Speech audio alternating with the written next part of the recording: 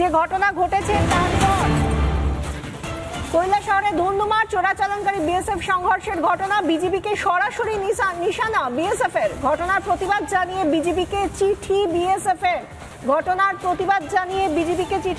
এর। বিএসএফ ধৈর্যের সঙ্গে পরিস্থিতি নিয়ন্ত্রণ করেছে। ঊনকোটির ঘটনার বিবৃতি বিএসএফ এর। আরো বিস্তারিত জানাবেন কিশলয় মুখার্জি রয়েছেন আমাদের সঙ্গে নিউজ রুম থেকে। কিশলয়, আজ এই চিঠি, এই বিবৃতি সম্পর্কে কি জানা যাচ্ছে? একেবারে বিশাখা, বিবৃতি দেওয়া হয়েছে বিএসএফ এর তরফ থেকে, অফিসিয়াল ভার্সন আমরা পেয়েছি এবং তাতে লেখা হয়েছে যে একটি প্রতিবাদের নোট, একটি প্রোটেস্ট নোট সরাসরি বিজেপি বর্ডার গার্ডকে পাঠানো হয়েছে বাংলাদেশের। বলা হয়েছে যা হচ্ছে বর্ডারে, যা হচ্ছে সীমান্তে তা আদৌ অ্যাকসেপ্টেবল নয়, গ্রহণযোগ্য নয়। এক প্রকার হুঁশিয়ারি দিয়ে দিয়েছে বিএসএফ, বর্ডার গার্ড বাংলাদেশকে হুঁশিয়ারি বিএসএফ এর। এবং তার সঙ্গে বিবৃতিতে বলা হচ্ছে যে 11টার সময় সকাল একটি ইনফরমেশন পাওয়া যায়। সেই ইনফরমেশন অনুসারে জানা যায় যে ত্রিপুরার ওই ঊনকোটির ওই পার্টিকুলার স্পটে কিছু চোরাচালানকারী প্রবেশ করছিল। বিএসএফ তাদের আটকাতে যায়, তারা প্ররোচনা দেওয়ার চেষ্টা করে। বিএসএফ এর যারা জওয়ানরা ওখানে গেছিলেন তারা অত্যন্ত কৌশল, ধৈর্য এবং ট্যাকটিক্সের সঙ্গে গোটা পরিস্থিতি নিয়ন্ত্রণে আনে এবং তাদেরকে ফিরে যেতে বাধ্য করে। বিএসএফ যে গুলি চালায়নি সেটা যে ধৈর্যের কাজ, কৌশলের কাজ, সেটাও এক প্রকার স্পষ্ট করলো বিএসএফ। এবং বিবৃতিতে বলা হয়েছে যে সরাসরি বিজেপিকে চিঠি দিয়ে, একটা প্রোটেস্ট নোট দিয়ে বলা হয়েছে যা হচ্ছে ঠিক হচ্ছে না, এখনই শুধরে যান। এক প্রকার যেন এটাই বলতে চাইছে বিএসএফ। বিশাখা, আমাদের সঙ্গে থাকো। যে কথা বলা হয়েছে বিবৃতি দিয়ে, যেভাবে বিএসএফ ধৈর্যের সঙ্গে পরিস্থিতি নিয়ন্ত্রণ করেছে, ঊনকোটি ঘটনার বিবৃতি দিয়ে জানিয়েছে বিএসএফ, এবং সেই সঙ্গে শুধরে যান, যেটা কিন্তু প্রথম থেকে বলা হচ্ছে যে শুধরে যাও ইউনূস প্রশাসন। জামাতিদের উস্কানি দিয়ে বা জামাতিদের দিয়ে তোমার সরকার চলতে পারে, কিন্তু ভারতে সেই জামাতিরা এতটুকু মাটি পাবে না। যে চেষ্টা করছে সেই চেষ্টাকে মাটি করে দেওয়ার জন্য আমাদের সাধারণ গ্রামবাসীরাই যথেষ্ট। আমাদের সঙ্গে এই মুহূর্তে রয়েছেন ঊনকোটি, ত্রিপুরার ঊনকোটি থেকে রয়েছেন আমাদের সঙ্গে অয়ন মজুমদার, স্থানীয় বাসিন্দা। এখানকার এই মুহূর্তের কি পরিস্থিতি অয়ন বাবু, আপনার কাছ থেকে জানতে চাইবো, কারণ আপনি ওখানকার ভূমিপুত্র। আপনি একটু আমাদেরকে ঘুরে দেখান যে সেখানকার কি পরিস্থিতি।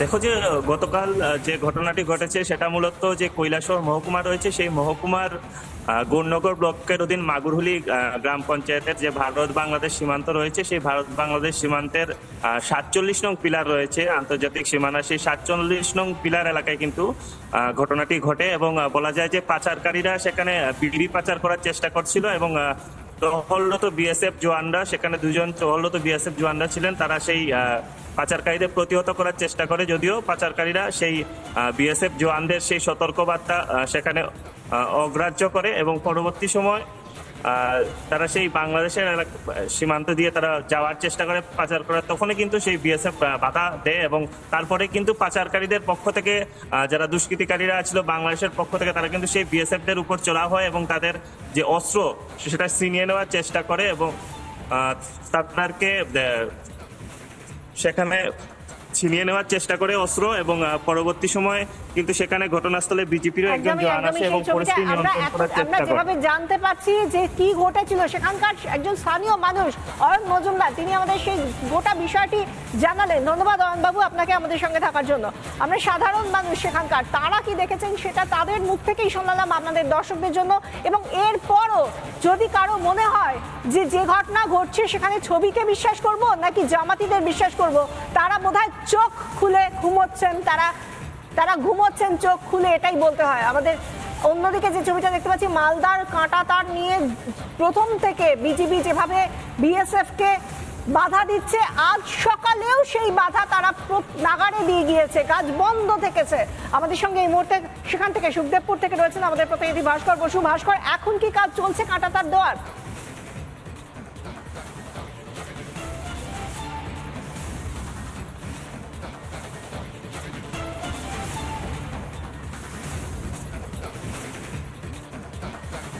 ভাস্কর, জানতে চাইবো, যে কাজ আটকে গিয়েছিল কাঁটাতার দেওয়ার, সেই কাঁটাতারের বেড়া দেওয়ার কি এখন সেই কাজ আবার চলছে নাকি এখনো বন্ধ রয়েছে?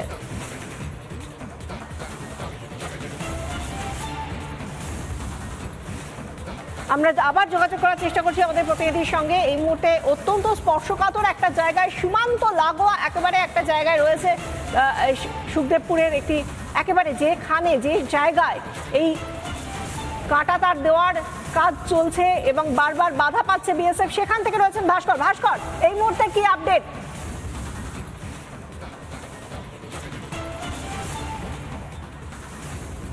একদমই বিষয়টা দেখো, এই মুহূর্তে দাঁড়িয়ে আজকে কাঁটাতার দেওয়ার যে কাজ, সেই কাজ শুরু হয়েছিল, কিন্তু আবারও এই বিজিবি এবং অনুপ্রবেশকারীদের কারণে কাঁটাতার দেওয়ার কাজ আপাতত স্থগিত রাখতে হয়েছে বিএসএফ কর্তৃপক্ষকে। কারণ যারা কাঁটাতার দেওয়ার কাজ চালাচ্ছিলেন তাদের নিরাপত্তাটা এই মুহূর্তে অত্যন্ত গুরুত্বপূর্ণ।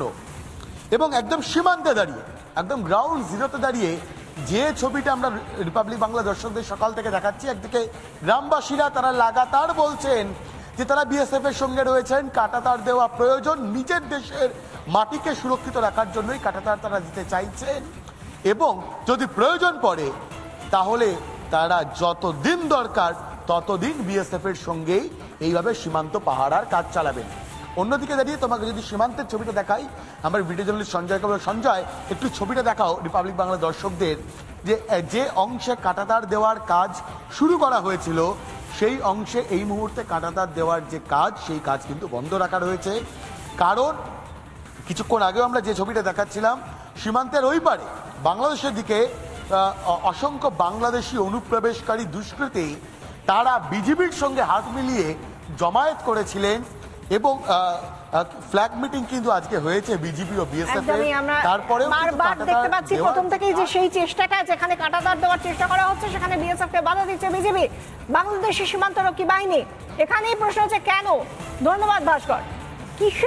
কিসের জন্য ইউনূসের এত আপত্তি? কাঁটাতার দেওয়া হলে যদি বাংলাদেশ আর ভারতের যে সীমান্তবর্তী এলাকা তা যদি সুনিশ্চিত করা যায় সুরক্ষার দিক থেকে, তাহলে কিসের আপত্তি বাংলাদেশের ইউনূস প্রশাসনের? তারা জামাতিদের ঢোকাতে পারবে না, এদেশে অনুপ্রবেশকারীদের ঢোকাতে পারবে না, জাল নোট ঢোকাতে পারবে না, সেই জন্যই তাদের এত সমস্যা, সেই জন্যই তাদের এত অসুয়া এই কাঁটাতারে।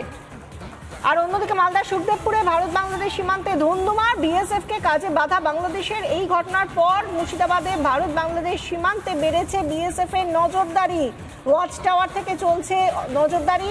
মুর্শিদাবাদেও রয়েছে কাঁটাতারবিহীন সীমান্ত। সেখানকার বাসিন্দারা তারা কি বলছেন?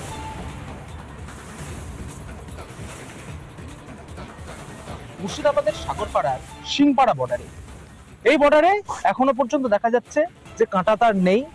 তবে গতকালকের যে ঘটনা ঘটেছে মালদা এবং ত্রিপুরাতে, তারপরেই এই এলাকাতে কাঁটাতার বসানোর প্রক্রিয়াও কিন্তু ইতিমধ্যেই জোর কদমে শুরু হয়েছে। ওই যে দূরে দেখা যাচ্ছে বিএসএফ এর একটি ওয়াচ টাওয়ার, সেই ওয়াচ টাওয়ার এখানে রয়েছে, এবং সেই ওয়াচ টাওয়ার থেকেই সর্বক্ষণের জন্যই এই বর্ডার এলাকা পাহারা দেওয়া হয়। দূরে দেখা যাচ্ছে বাংলাদেশের যে অংশ, আমি ভিডিও জার্নালিস্টকে বলবো কিছুটা জুম করে দেখানোর জন্য। দেখা যাচ্ছে যে বাংলাদেশের অংশ, এবং এই হচ্ছে সেই সীমান্ত। অর্থাৎ এই জায়গাটি, যে জায়গাটিতে এই মুহূর্তে মাটি কাটা হয়েছে, মাটি দিয়ে এখানে এই কাঁটাতার ফেন্সিং এর কাজ কিন্তু এখানে চলছে। আপনারা তো এখানে থাকেন, ভারতের বাসিন্দা আপনারা। ভারতের বাসিন্দা। বাংলাদেশের লোক যদি আপনাদের মাটি কাটতে আসে, নির্লজ্জের মতন যদি মাটি কাটতে আসে, আপনারা কি করবেন? আমরা বাধা দেবো, জান দিয়ে বাধা দেবো। আমাদের নিজের সম্পদ কি বাংলাদেশে দিব বলুন তো দেখি? কোনোদিনই দেবো না। গতকালকে মালদাতে এবং ত্রিপুরাতে বিএসএফ এর কে বাধা দেওয়া হয়েছিল, বাংলাদেশের বিজিবি তারা বাধা দিয়েছিল।